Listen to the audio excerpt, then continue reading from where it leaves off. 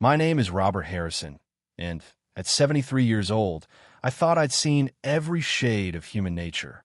I was wrong, dead wrong.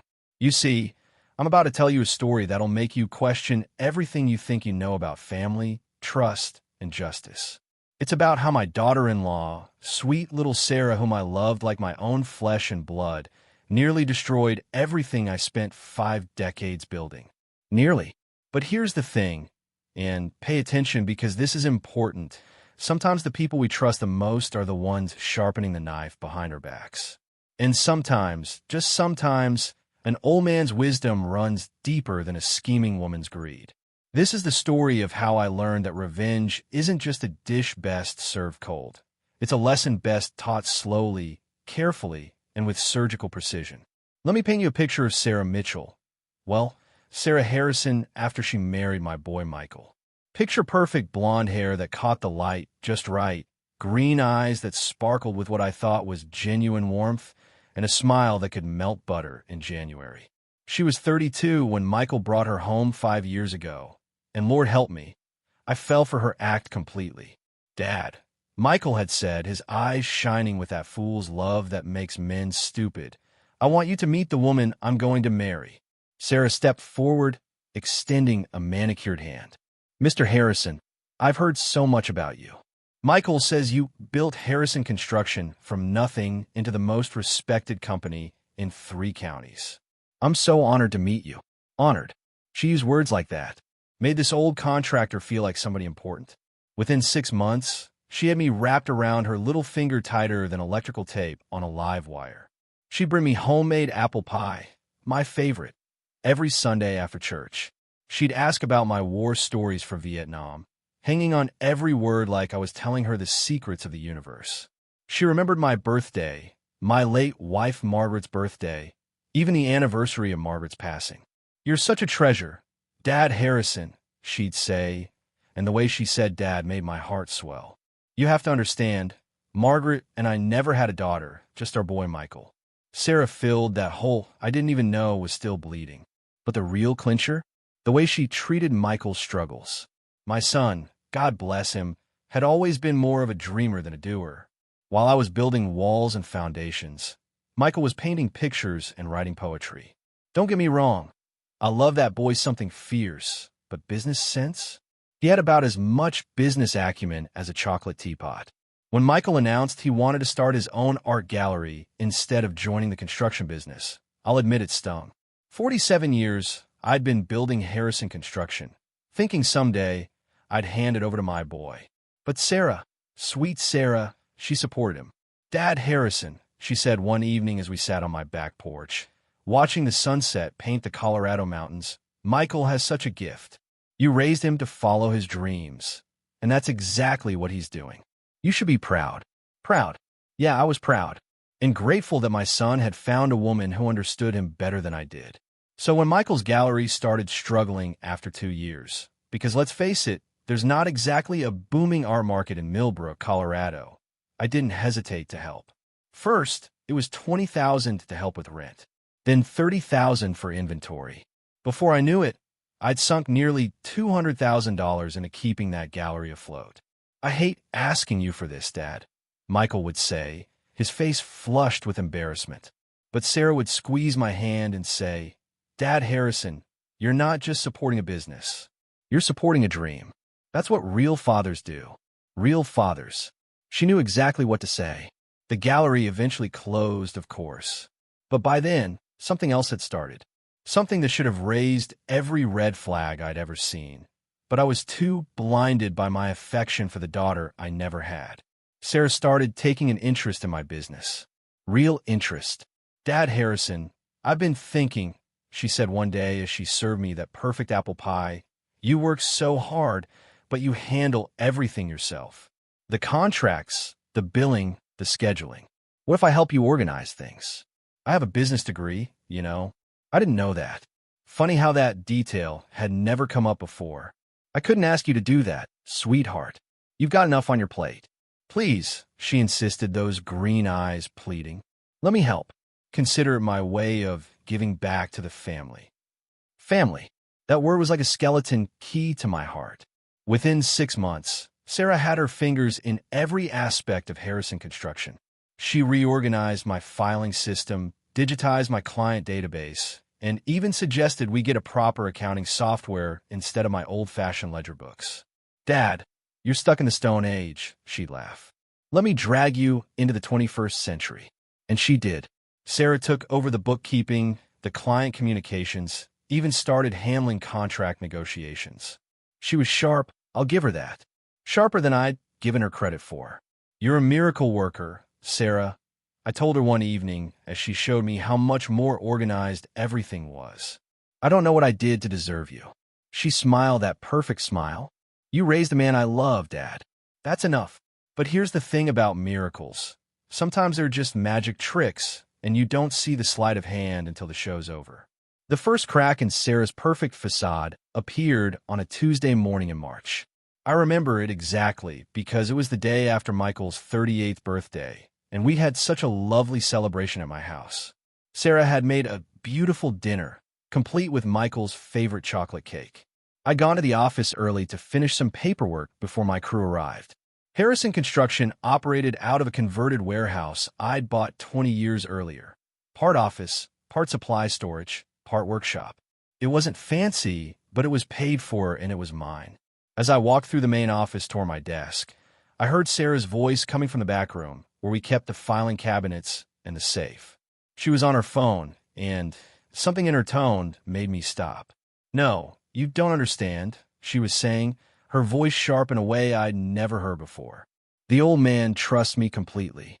I have access to everything now, the accounts, the contracts, even his personal financial information." Old man, that stung more than it should have. I moved closer, staying behind the partition that separated the main office from the file room. "Yes, I know it's taking longer than we planned," Sarah continued, "but this has to be done right. If we move too fast, he'll get suspicious. Robert Harrison didn't build a successful business by being stupid." My heart started pounding so hard I was sure she'd hear it. "Listen, Marcus, I've been working on this for 2 years. The payoff will be worth it, but you have to be patient. Once I have legal power of attorney, we can." She stopped talking abruptly. I heard footsteps. "Dad Harrison?" Sarah's voice was back to its sweet, concerned tone. "Is that you? You're here early." I stepped around the partition, trying to keep my face neutral. Couldn't sleep. Thought I'd get a jump on things. Sarah was standing by the filing cabinet, a folder in her hands, looking as innocent as Sunday morning. Her phone was nowhere to be seen. "I was just organizing the Peterson project files," she said with that perfect smile. "You know how messy contractors can be with their paperwork." She was right about that, but something felt wrong. Who was Marcus? What payoff? What power of attorney? "Sarah, honey, were you on a call just now?" For just a split second, maybe half a heartbeat, something flickered behind those green eyes. Then the smile returned, brighter than ever. "Oh, that was just Michael. He couldn't find his keys this morning. You know how scattered he gets." It was a reasonable explanation. But Michael had never called his wife Marcus in his life. I let it slide that day. Love makes you stupid, and I loved that girl like my own daughter.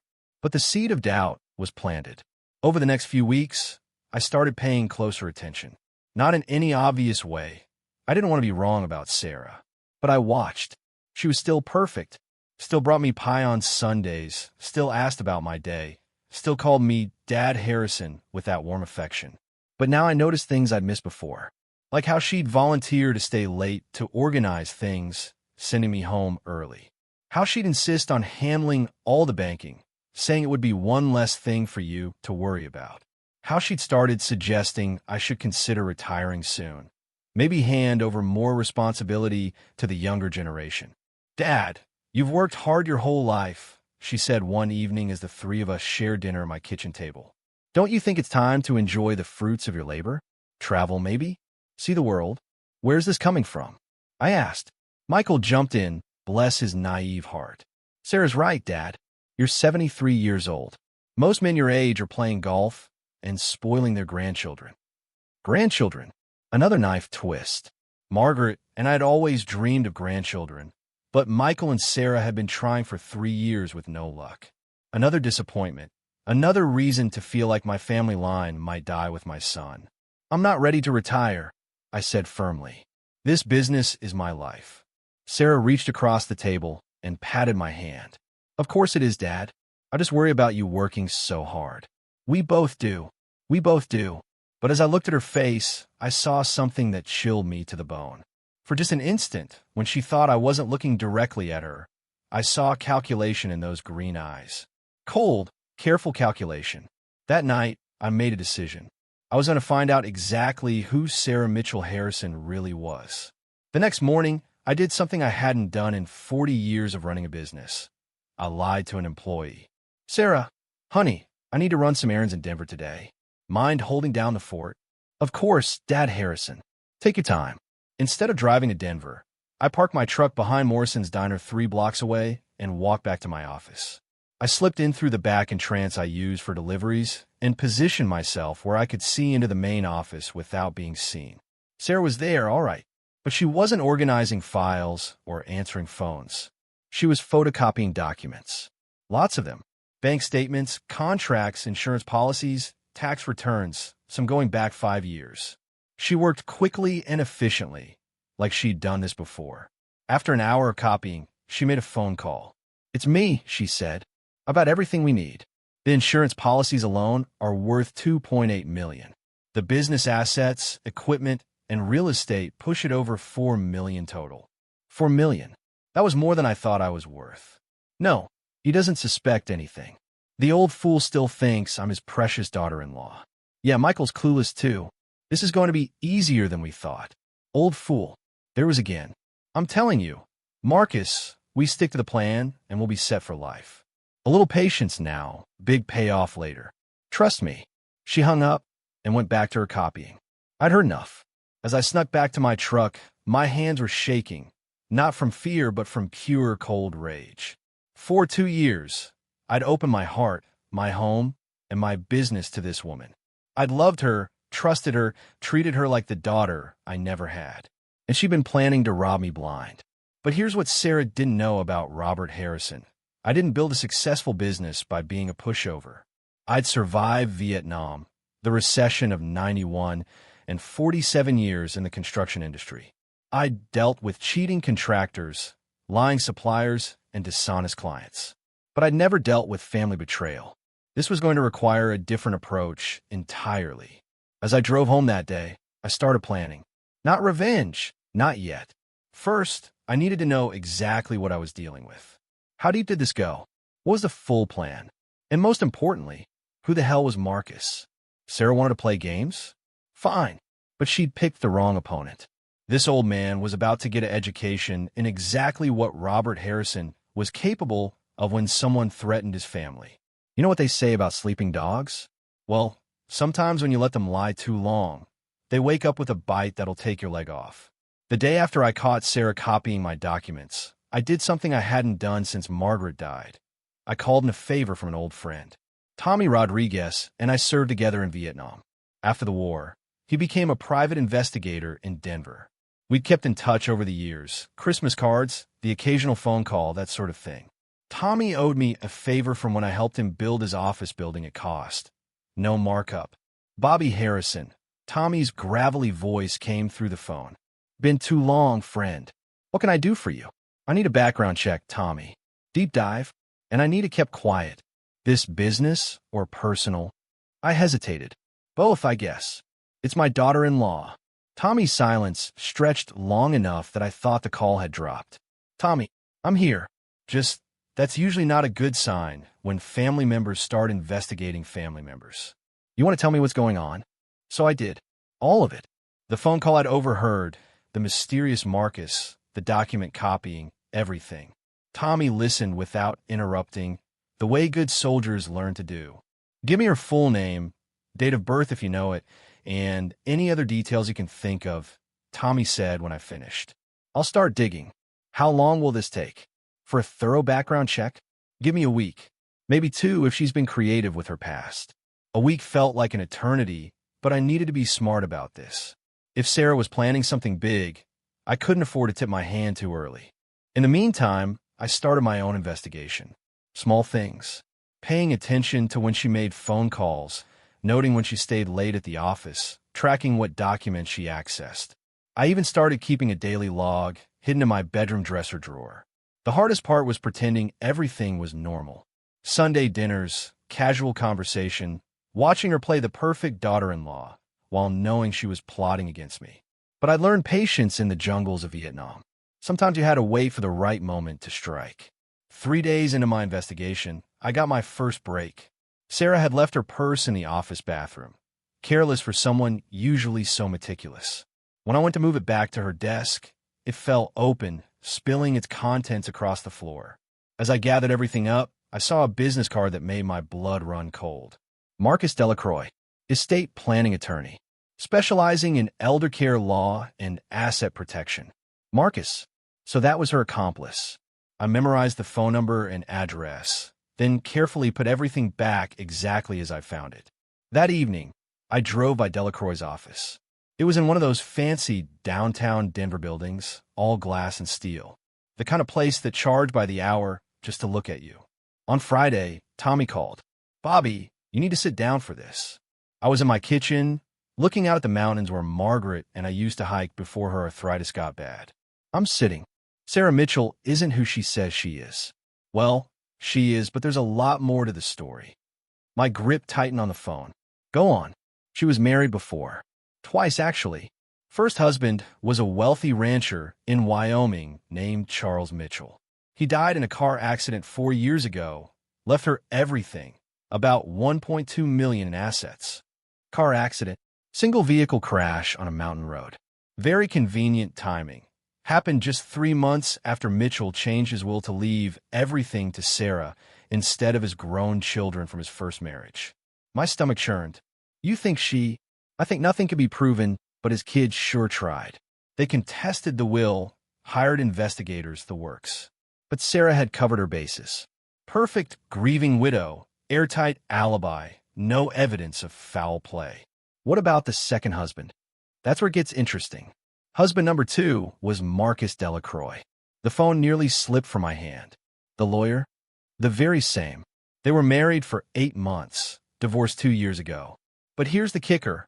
They're still business partners. Delacroix specializes in something called estate optimization. Basically, he helps wealthy elderly clients reorganize their assets for tax purposes and to protect against nursing home costs. Protect how? By transferring assets to family members before the client needs long-term care. Completely legal if done right. But Bobby, some of his former clients' families have raised questions about whether the transfers were really voluntary. I felt like someone had punched me in the gut. How many clients? At least 12 in the last 5 years. All elderly. All transferred significant assets to younger family members shortly before dying or requiring intensive care. In every case, Sarah Mitchell was involved as either a family member, caregiver, or financial advisor. The room started spinning. Tommy, are you telling me my daughter-in-law is running some kind of elder abuse scam? I'm telling you to be very, very careful. Sarah Mitchell Harrison has a pattern, Bobby. She identifies wealthy elderly targets, usually through her husband or another family connection. She establishes trust and emotional dependency. Then she slowly isolates them from other family members while convincing them to sign over assets for their own protection. But Michael probably has no idea. From what I can tell, she's done this before using unwitting husbands as cover. The pattern is always the same. Marry into or near money. Establish trust with the target. Manipulate legal documents. Then disappear once the assets are transferred. I was quiet for a long time, processing this information. My sweet Sarah, who brought me pie and called me dad, was a professional con artist. A predator who specialized in lonely old people like me. There's more, Tommy said gently. More. I found out why her previous schemes worked so well. Sarah Mitchell has a gift for reading people, for finding their emotional weak spots. According to several police reports I accessed, she's particularly skilled at targeting men who've lost their wives and don't have close family nearby. Men like me, widowed, with only one child who lived his own life, hungry for the family connection she offered. Bobby, I hate to ask this, but have you signed any new legal documents lately? Updated your will? given anyone power of attorney. No, but I stopped, remembering something. She's been suggesting I should get my affairs in order. Says it would give me peace of mind. Don't sign anything. Not until we figure out exactly what she's planning. What do I do now, Tommy? First, you document everything. Every conversation, every document she accesses, every phone call you overhear. Second, you protect your assets. Move money if you have to, but do it quietly. Third, you decide how you want this to end. What do you mean? Tommy's voice hardened. You could call the police, try to prove fraud or conspiracy. But that's tough without evidence of an actual crime being committed. Or you could beat her at her own game. After I hung up with Tommy, I sat in my empty house for hours, thinking about my options. I could confront Sarah directly, but she'd just deny everything and probably disappear. I could go to the police, but as Tommy pointed out, she hadn't actually committed a crime yet, just positioned herself to commit one.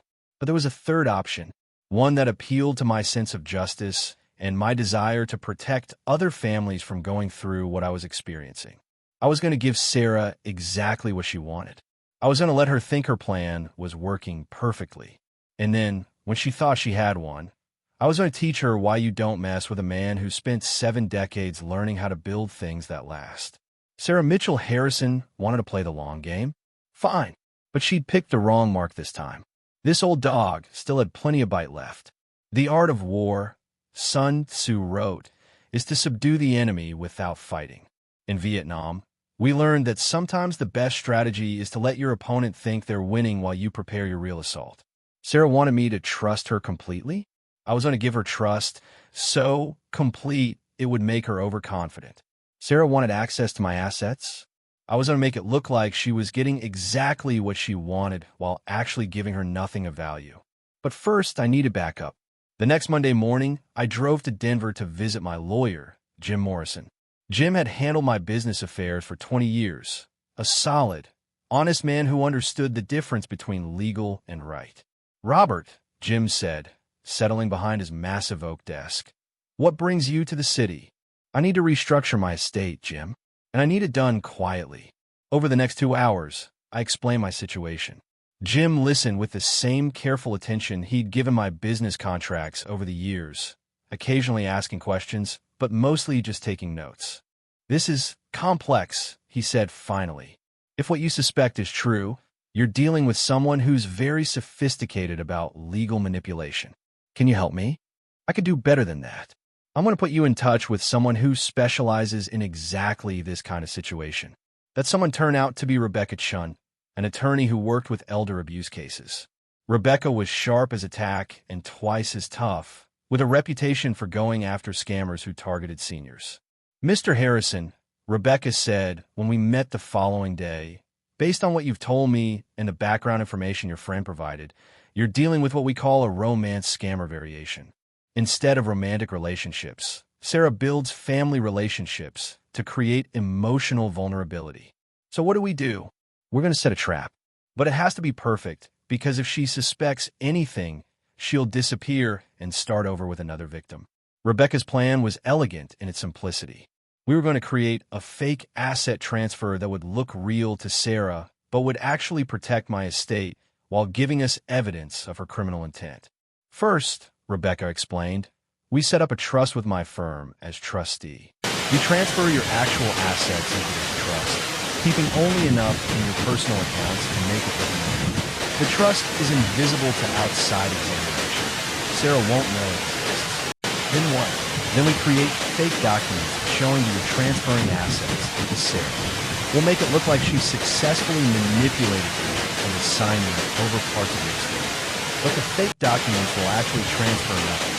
They'll be legal knowledge. Will she fall for it? Rebecca smiled grimly. If she's as skilled as your investigator suggests, she'll verify the documents through public records and basic legal research. We'll make sure those checks confirm what she wants to believe. The setup took 2 weeks to arrange. During that time, I had to continue acting normal around Sarah, pretending to be the trusting, vulnerable old man she thought I was. It was harder than I'd expected. Every time she smiled at me, every time she called me Dad Harrison, every time she brought me that damn apple pie, I wanted to grab her by the shoulders and demand to know why she'd chosen to destroy the only family Michael had left. But I held my tongue and played my part. Sarah, honey, I said one Sunday after dinner, I've been thinking about what you said, about getting my affairs in order. Her eyes lit up with interest, though she tried to hide it. Oh, I'm not getting any younger. And after what happened to old Pete Morrison wasn't actually old, only 68, and he died of a heart attack, not complications from poor estate planning. But Sarah didn't need to know that. I realized I should probably make sure everything's properly arranged. For Michael's sake. That's very wise, Dad Harrison. Sarah's voice was warm with fake concern. These things are so much easier to handle when they're planned in advance. The problem is I don't really understand all that legal mumbo-jumbo. I was hoping maybe you could help me figure out what needs to be done. Hook, line, and sinker. Sarah's smile was radiant. Of course I'll help. That's what family is for. Family. The word made my stomach turn. Over the next week, Sarah gradually started bringing up various estate planning topics. How I should consider transferring some assets to avoid taxes. How a power of attorney would make things easier if I ever became incapacitated.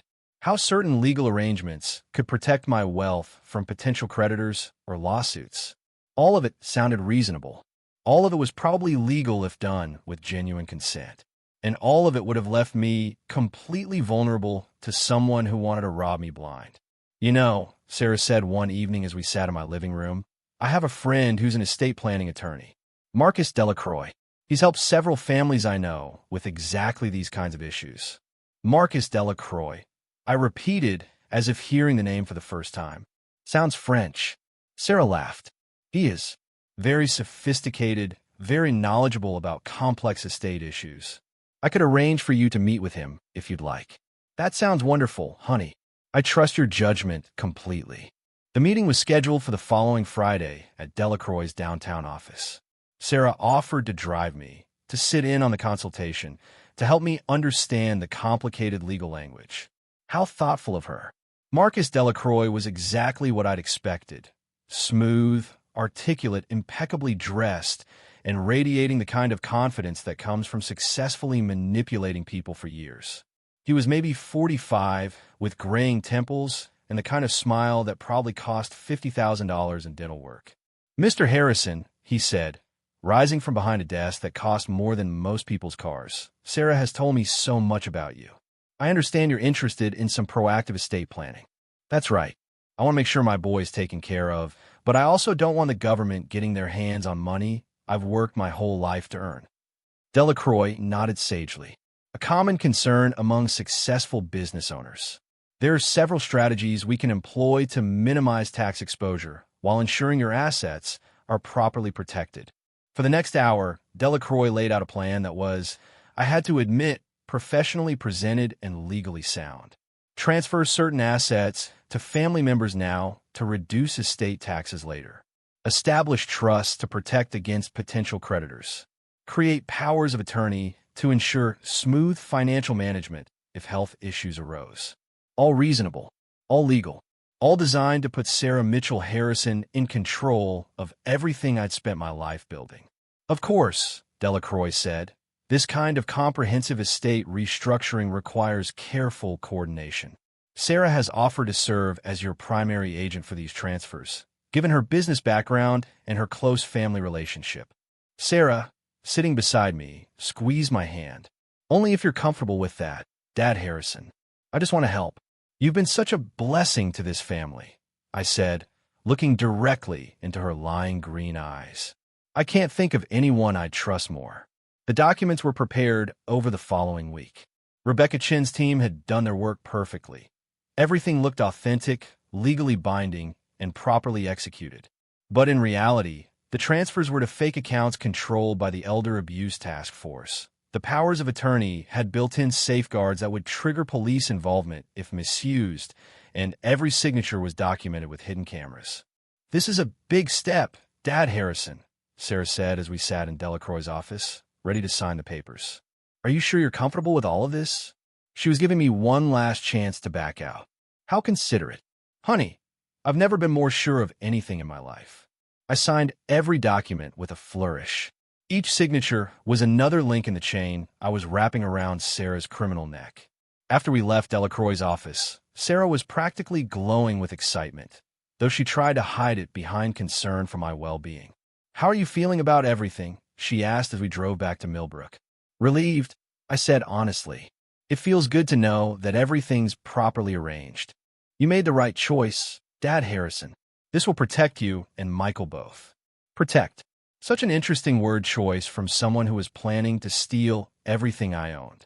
That night, I called Rebecca Chun to confirm that all the monitoring systems were in place. "Every document is tagged with digital watermarks," she explained. "The moment anyone tries to execute transfers using those powers of attorney, we'll know immediately. We're also monitoring the account Sarah thinks she now has access to." How long before we know for sure what she's planning? Based on similar cases, probably not long. Scammers like Sarah don't usually wait once they think they have legal control. My guess is you'll see movement within the next 2 weeks. Rebecca was wrong. It took only 3 days. On Monday morning, exactly 72 hours after I'd signed what Sarah thought were asset transfer documents, Rebecca Chun called me at 6 a.m. "She took the bait," Rebecca said without preamble. "At 11:47 p.m. last night, someone used your power of attorney documents to attempt electronic transfers totaling $2.3 million. My hand started shaking, not from fear, but from vindication. She really did it. She really did it. The transfers were blocked, of course, but we have complete digital records of the attempts. More importantly, we have security camera footage of Sarah and Marcus Delacroix at his office computer when the transfers were initiated. What happens now? Now we call the police. But Robert, there's something else. The attempted transfers weren't just from your accounts. They also tried to access your life insurance policies and liquidate your business assets. I felt sick. The whole thing. Everything. If those documents had been real, you would have woken up this morning with nothing but the clothes on your back. The scope of it hit me like a physical blow. Sarah hadn't just been planning to steal some money. She'd been planning to destroy me completely. Leave me broke and helpless, probably hoping I'd die quickly rather than become a burden to my son. "There's more," Rebecca continued. "After the transfers failed, we monitored some phone calls between Sarah and Delacroix. They're planning to convince you that the transfers didn't go through due to bank security protocols and that you need to come in person to complete the process. They're going to try again. They're desperate now. Failed electronic transfers create audit trails they can't easily explain away. My guess is they'll try to get you to physically go to banks and investment firms to authorize transfers in person." Which meant Sarah was going to have to maintain her act for a little while longer. Perfect. What do you need me to do? Keep acting normal. Let them think their plan is still viable. We need solid evidence of conspiracy and intent to defraud before we can make arrests that will stick. The hardest part was pretending not to know anything when Sarah came to work that morning. She seemed agitated, checking her phone constantly and making several whispered calls from the back office. Around 10 a.m., she approached my desk with a concerned expression. "Dad Harrison, I got a strange call from Marcus's office. Apparently, there were some technical issues with the bank transfers we set up last week. Something about security protocols needing additional verification." "What kind of issues?" I asked, doing my best to look confused and worried. "Nothing serious," Sarah said quickly. "Just additional paperwork that needs to be signed in person. You know how banks are these days, so many security measures. Do I need to do anything? Marcus thinks it would be best if we went to the banks together this week, just to make sure everything gets sorted out properly." I nodded slowly, like an old man trying to understand complicated financial matters. "Whatever you think is best, honey." That afternoon, Rebecca called with an update. "They're getting sloppy," she said. "Delacroix called 3 different banks this morning, trying to find out why the transfers were blocked. One of the bank managers is cooperating with our investigation. He recorded the entire conversation." "What did Delacroix say?" "He claimed to be calling on behalf of his elderly client who was concerned about delayed transfers. When the bank manager explained that no such transfers had been attempted from those account numbers, Delacroix got angry and threatened to report the bank for incompetence." I almost laughed. "So they still don't know it was a setup? They know something went wrong, but they think it's a technical glitch or banking error." They're not smart enough to realize they've been played. Wednesday morning, Sarah announced that she'd arranged meetings with 2 banks and an investment firm for that afternoon. I hope you don't mind, Dad Harrison, but I told them we'd be there around 2 o'clock. I know it's short notice, but Marcus says the sooner we resolve this, the better. Of course, sweetheart. I appreciate you handling all this complicated stuff for me. As we drove to the first bank, Sarah seemed nervous in a way I'd never seen before. She kept checking her phone, adjusting her rearview mirror, and making small talk that felt forced. Dad Harrison, she said as we pulled into the bank parking lot. Before we go in, I should probably explain what we're going to be doing, just so you're prepared. I'm listening. We're going to meet with a bank manager who will help us complete the asset transfers we started last week. They might ask you some questions about your intentions, just to comply with federal regulations about large financial transactions. What kind of questions? Things like whether you're making these transfers voluntarily, whether you understand what you're signing, that sort of thing. It's just a formality, but it's important that you answer confidently. I nodded like a trusting grandfather. Don't worry, honey. I know exactly what I'm doing. And I did. What I was doing was collecting evidence that would put Sarah Mitchell Harrison in prison for a very long time. The meeting at the bank was surreal. Sarah sat beside me, holding my hand supportively, while she tried to convince a bank manager to help her commit felony fraud. Mr. Harrison wants to transfer these assets to family members for tax planning purposes, she explained to the manager, a middle-aged woman named Janet Phillips who was working with Rebecca's task force. I see, Janet said, reviewing the fake documents. Mr. Harrison, can you explain to me in your own words why you're making these transfers? I launched into the speech I'd rehearsed with Rebecca, confused old man trying to avoid estate taxes and protect his son's inheritance. I played up my age, my confusion about modern banking, my complete trust in my wonderful daughter-in-law. Sarah's been such a help, I said, patting her hand. I don't know what I'd do without her guidance. Sarah squeezed my hand and smiled at Janet. We just want to make sure everything is properly arranged. Janet nodded professionally. I understand. However, there are some additional verification procedures we need to complete for transfers of this size. Federal banking regulations, you understand. What kind of procedures? Sarah asked, and I could hear tension creeping into her voice. We'll need to verify Mr. Harrison's identity using multiple forms of identification, complete a financial capacity assessment, and have him meet with one of our certified financial advisors to ensure he fully understands the implications of these transfers. Sarah's grip on my hand tightened. Is that really necessary? Mr. Harrison is obviously competent to make his own financial decisions. I'm sure he is, Janet said smoothly. But these procedures are for his protection as much as ours. We want to make absolutely certain that large asset transfers are being made voluntarily and with full understanding. The meeting ended with Janet promising to schedule the additional appointments for later in the week. As we left the bank, Sarah was quiet, lost in thought. Is there a problem? I asked innocently. No, Dad Harrison. Just bureaucratic red tape. Marcus warned me this might happen. That evening, I got a call from Rebecca. Perfect performance today, she said. Janet recorded the entire meeting, and we have clear evidence of Sarah attempting to manipulate financial institutions using fraudulent documents. Is it enough? Almost. We need one more clear attempt at fraud, preferably with recorded conversation showing intent. Can you handle one more meeting? Whatever it takes. The final meeting was scheduled for Friday morning at Delacroix's office. Sarah picked me up early, chattering nervously about how we'd finally get everything sorted out. Marcus has found a way to bypass all that banking red tape, she said as we drove downtown. There's a private financial services company that specializes in discrete asset management for high-net-worth individuals. Discrete. They handle transactions without all the bureaucratic paperwork that banks require. Much more efficient for someone in your situation. In other words, they were taking me to someone who would help them steal my money without asking inconvenient questions. The private financial services company turned out to be a single office in a strip mall, staffed by a nervous man named Eddie Kowalski, who looked like he'd rather be anywhere else. Rebecca had warned me that Delacroix sometimes used shady intermediaries for the final stages of his scams. Mr. Harrison, Delacroix said as we sat around a cheap conference table. Eddie here is going to help us complete your asset transfers using a more streamlined process. Eddie shuffled papers nervously.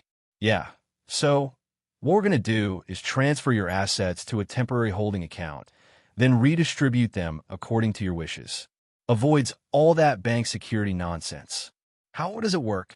I asked. Simple, Sarah jumped in. You authorize the transfers electronically.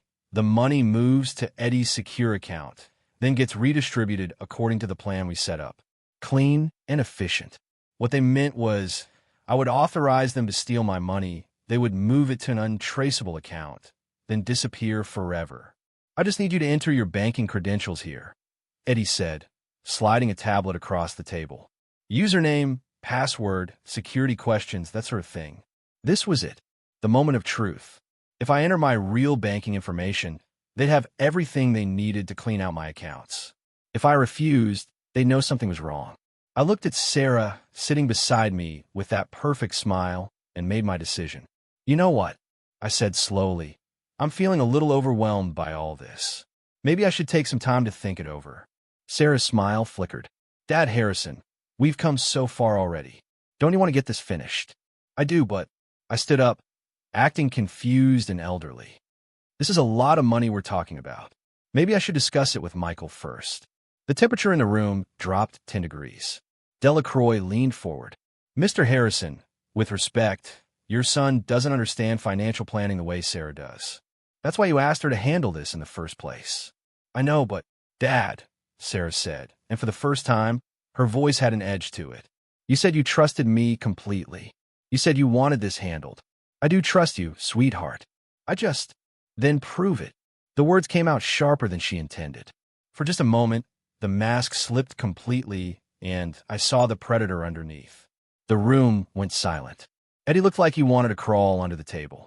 Delacroix's face was carefully neutral, but his eyes were calculating.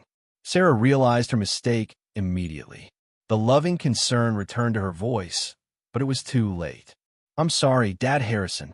I didn't mean to pressure you. Of course you should take whatever time you need. But the damage was done.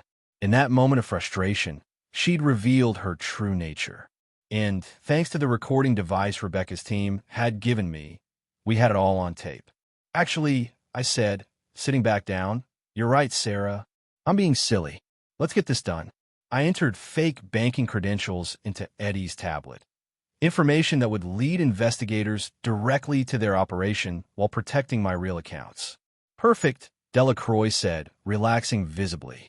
The transfers should process within 24 hours. As we left the office, Sarah was practically euphoric, though she tried to hide it behind concern for my well-being. You did the right thing, Dad Harrison. This is going to make everything so much simpler. I hope so, honey. I really do. That evening, I got the call I've been waiting for. We have everything we need, Rebecca said. Full conspiracy to commit fraud, elder abuse, identity theft, and attempted grand larceny. The FBI's Financial Crimes Unit is taking over from here. When do they make arrests? Tomorrow morning. Are you ready for this, Robert? Once we move, your relationship with your son is going to get very complicated. I thought about Michael. Naive, trusting Michael who had no idea he'd married a professional criminal. This was going to destroy him. He'll hate me at first, I said quietly. But someday he'll understand that I did this to protect him. And Sarah? I looked out my kitchen window at the mountains where Margaret and I used to walk, thinking about the woman who'd called me Dad while planning to leave me destitute and broken. Sarah's about to learn that some old dogs bite back. They arrested Sarah Mitchell Harrison at 6:32 a.m. on Saturday morning. I wasn't there to see it, but Rebecca called me with the details. FBI agents took her into custody at the house she shared with my son, charging her with conspiracy to commit fraud, elder abuse, identity theft, and attempted grand larceny. Marcus Delacroix was arrested simultaneously at his downtown office, along with Eddie Kowalski and 2 other associates who'd helped run their scam. Michael called me 20 minutes later, his voice breaking with confusion and disbelief. Dad, they arrested Sarah. They're saying she tried to steal money from you. They're saying it's all been some kind of con game. Tell me it's not true. My heart broke for him. Son, I need you to come over. We need to talk. When Michael arrived an hour later, he looked like he'd aged 10 years overnight. His eyes were red with crying, his clothes wrinkled like he'd slept in them. Dad, please tell me this is some kind of mistake. So I told him everything. The overheard phone calls, the investigation, the elaborate sting operation, all of it. Michael listened in stunned silence, his face cycling through disbelief, anger, grief, and back to disbelief. 2 years, he whispered when I finished. She's been planning this for 2 years. Longer, probably. Michael, I'm sorry. I know how much you loved her. Loved her. Michael's voice cracked. Dad, I thought she was carrying my baby. The words hit me like a physical blow. What? She told me 3 weeks ago. We were going to surprise you with the news after everything got settled with your estate planning. He laughed bitterly. I guess that was part of the plan, too. Make sure the grieving widower grandfather wouldn't suspect his pregnant daughter-in-law of robbing him blind. I reached for my son, but he pulled away. How could you not tell me? He demanded. How could you let me go on thinking everything was fine while you were playing detective? Because I needed to be sure, and because I knew she'd run if she suspected anything. Michael, she's done this before. Multiple times. You weren't her first victim. You were her cover. Her cover. I showed him the investigation files Tommy had compiled. The previous husbands, the pattern of targeting elderly family members, the trail of financial devastation she'd left behind. Michael read in silence, his face growing paler with each page. The baby, he asked finally. Probably another lie. Someone like Sarah doesn't leave loose ends. My son sat in my kitchen chair, the same chair where Sarah used to serve me pie and call me dad, and cried like I hadn't seen him cry since his mother died. I let him grieve. He needed to mourn not just his marriage, but the life he thought he'd been building, the future he thought they'd planned together, the family he thought they were going to have.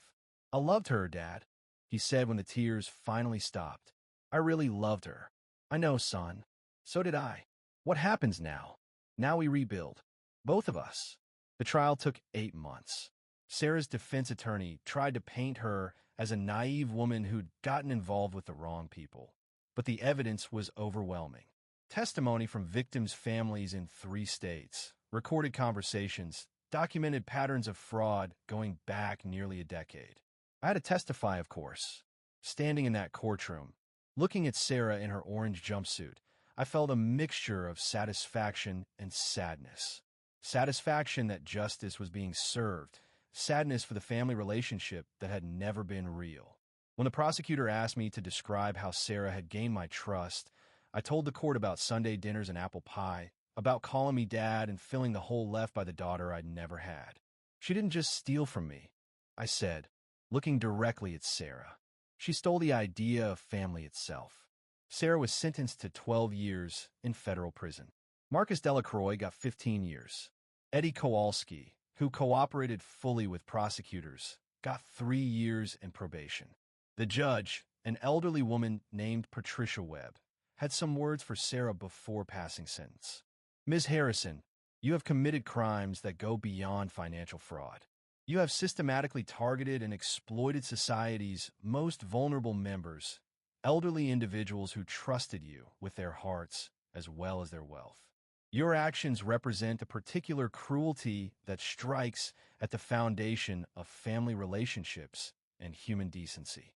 Sarah showed no emotion during sentencing, no remorse, no tears, no acknowledgement of the lives she destroyed.